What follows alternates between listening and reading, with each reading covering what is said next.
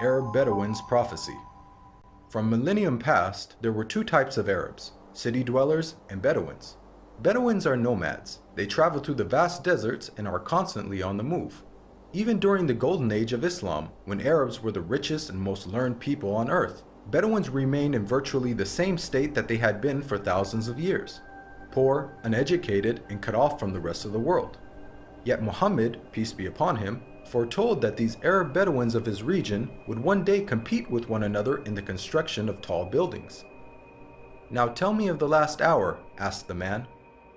The Prophet replied, "That you see the barefoot, unclothed Bedouins competing in the construction of tall buildings."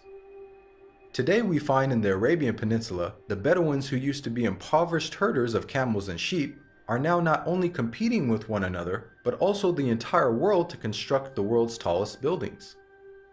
How did one of the poorest people on earth, who literally wore rags, become the wealthiest nations on earth? One thing that made this rapid change possible was the discovery of oil. The seemingly empty deserts of the Bedouins had it in abundance.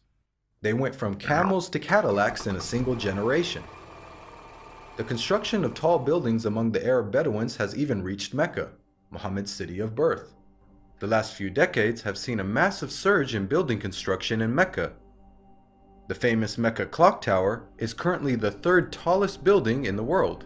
In order for such construction to be possible, many of Mecca's ancient mountains had to be demolished in order to make room for the tall buildings that had sprung up.